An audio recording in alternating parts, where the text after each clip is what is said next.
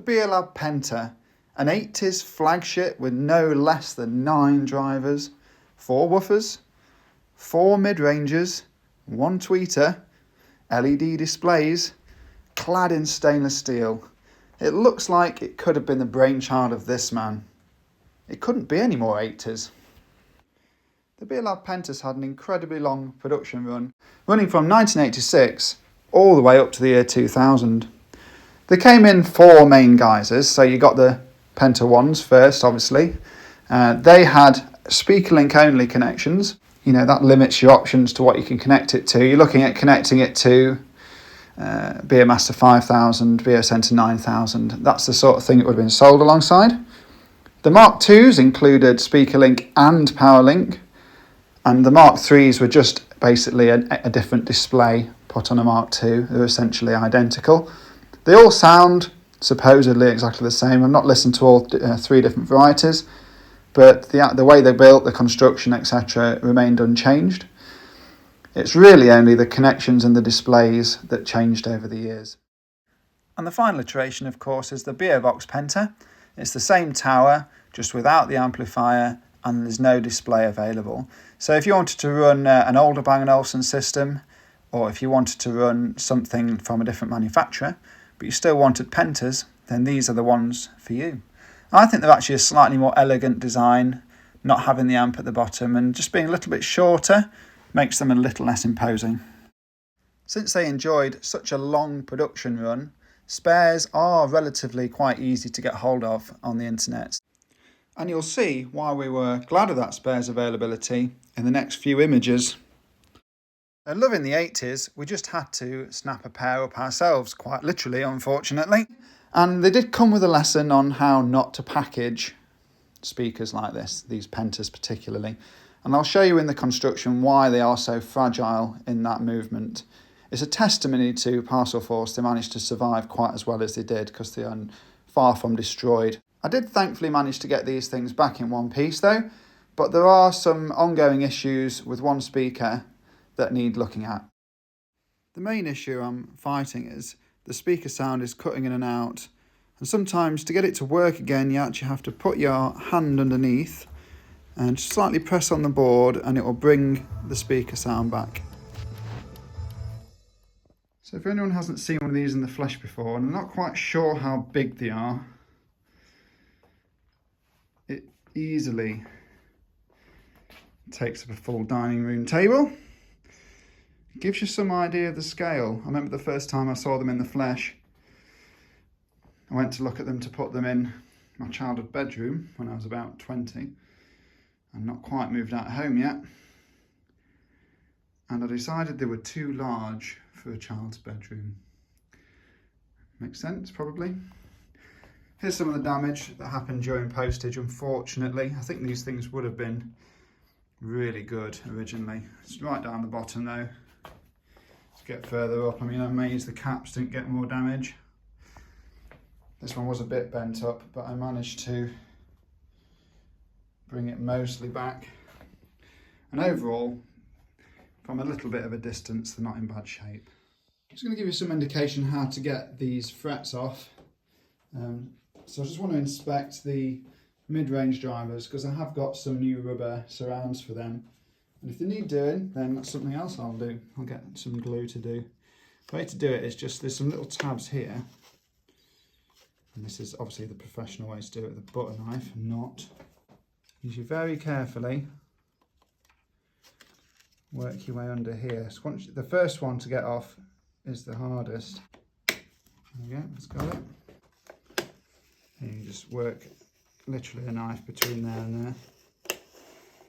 And just pop up as you go along. And it just lifts off. So, oh, and thank you for the 100 subscribers. Oh, it must have been hidden in there all this time. Best wishes, Google. Very nice. Yes, these surrounds are definitely ready for doing. They've got the classic bubbling up of foam rot. They're not actually split or separated anywhere, or maybe a little bit there. So they are definitely in need of repair. That's not the issue that I'm mainly aiming to solve today.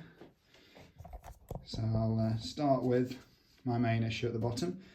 These can be removed with the tower upright. You don't have to have it lying down, you don't have to move the speaker. So obviously I'll have the other one to do as well. All right, let's get you in here. Okay. Just a quick opportunity to show some of the connections you get on these.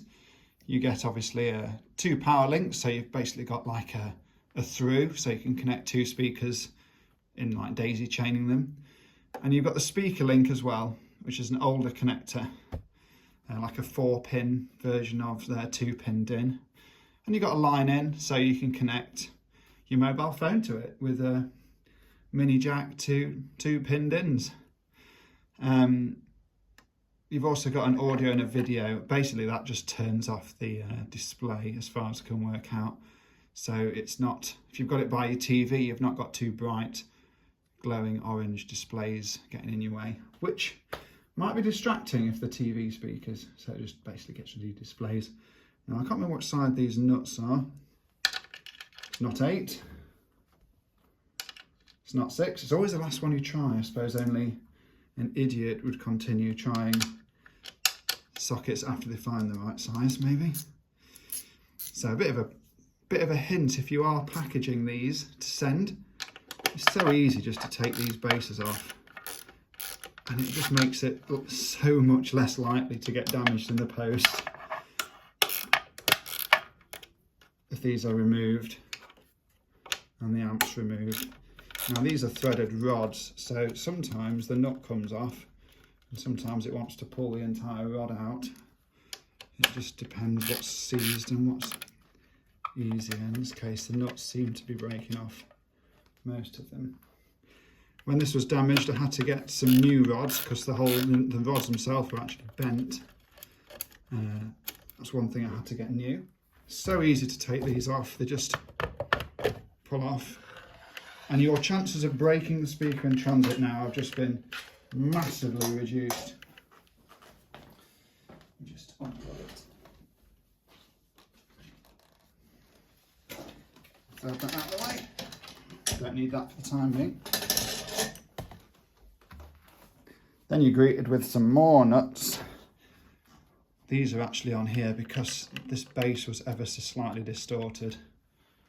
So I have to remember that's on the back too. So right there, I'm filming it, so I should be able to remember, shouldn't I? That was just to act as spacers on them washers.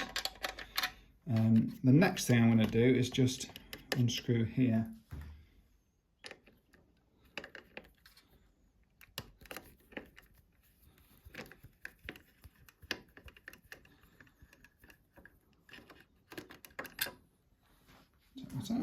Hopefully this should just come out of the way. Perfect. Right, so I think the problem's going to be inside one of these boards somewhere, possibly underneath here. It might be easier to take this plastic piece off to get access to it. Let's take that off.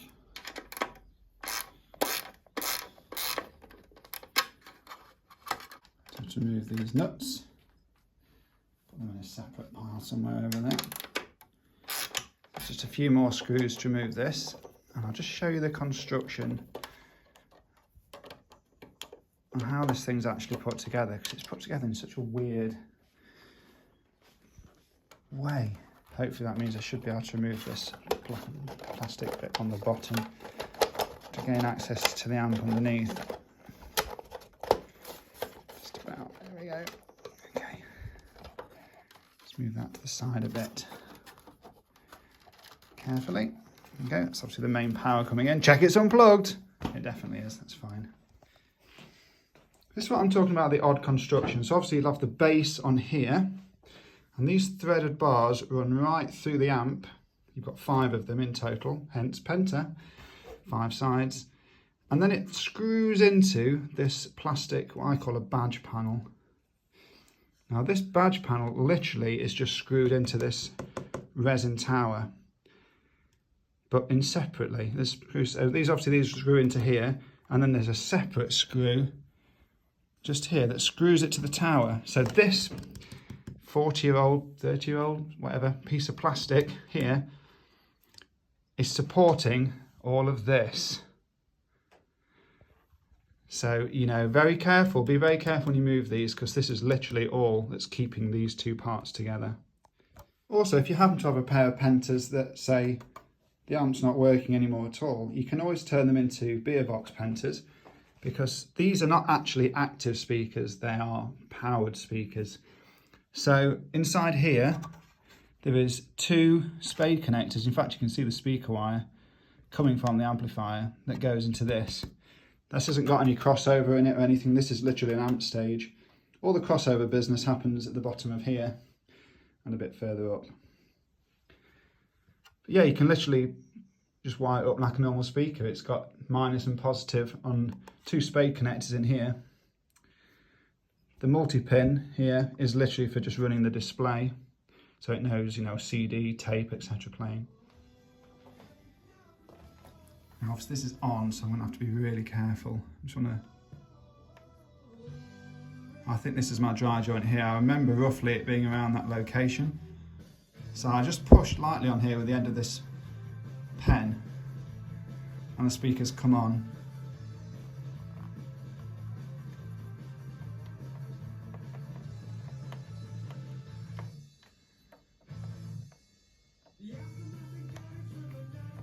I obviously make sure now it's turned off at the mains, and it's time to do a bit of soldering.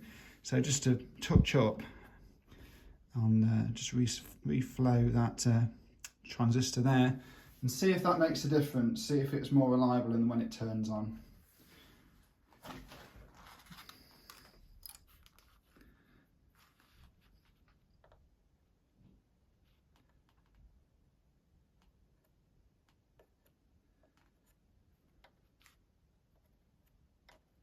Right, let's just see if we get sound out of it this time. I've got that other side off, but I've got speakers in the lounge that I can't. Immediately fires up. That's a pretty good sign. Can I stop it working? Super careful.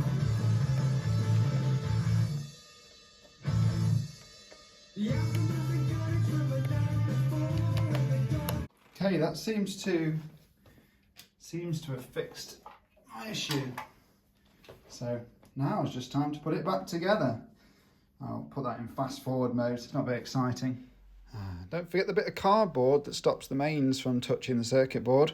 Bang & Olufsen for you, hey. And when you tighten these down, just remember the 80s plastic. You don't need to torque them to 100 foot-pounds, you just need to hold it on.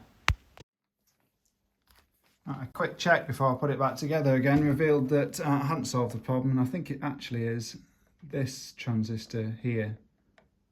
One of these two. So I'm just going to run over the solder joints of both of these transistors.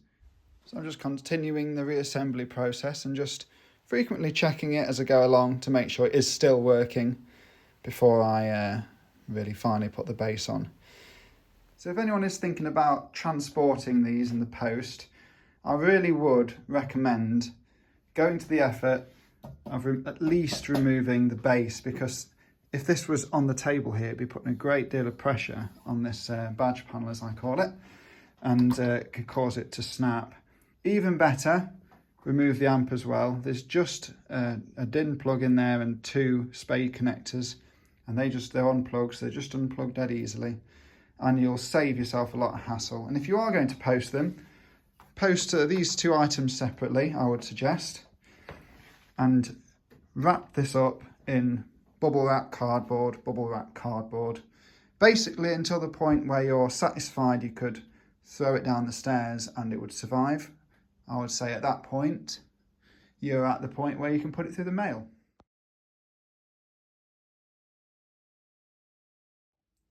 Now, the Penta generally is an extremely warm and relaxing speaker to listen to. But if I had one criticism, I would say that they are a little bit muddy in their sound sometimes. And I think that generally they sound better when you are sat down, and that's because your tweeter is down here. And if you stood up and you're 6 foot, your ears are here, basically listening to where the ported woofer is, all the bass coming out of it.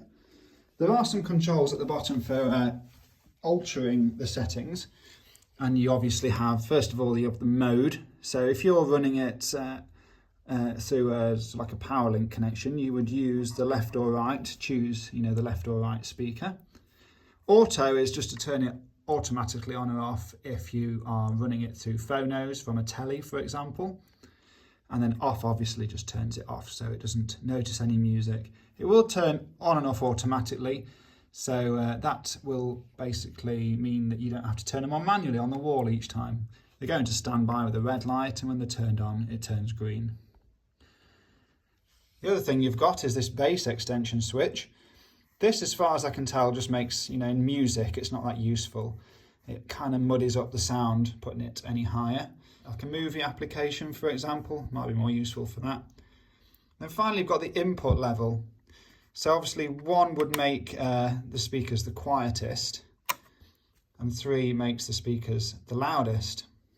So I tend to put mine on 2 because it will balance the speakers I've got in the lounge better that are just standard passive speakers. Generally, if you are using something like a high-powered amplifier, for example, if you're plugging it into a Beermaster 5000 or something, you'd probably put your input level at 1.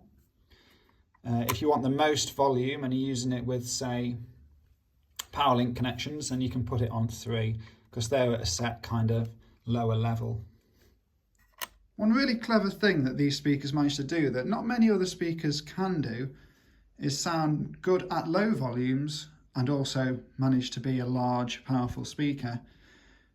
This speaker, for example, manages to sound really fantastic, but you do have to crank it a little bit to be able to get the best out of it.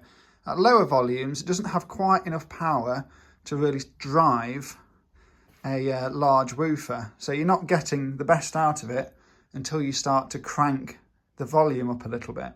Having 4 of these smaller woofers is in effect, the idea is anyway, is in effect to have the equivalent of 1 larger woofer. But at lower volumes, it's finding it easier just to drive these smaller speakers. I have got some new rubber surrounds to go on this Penta, but I've got no glue, so that's going to have to be saved for another video. There are plenty of speaker reframing videos out there, but hopefully there aren't any over the Christmas period with a glass of port. So Merry Christmas to you. Leave a comment, like, subscribe, that kind of thing. See you next time.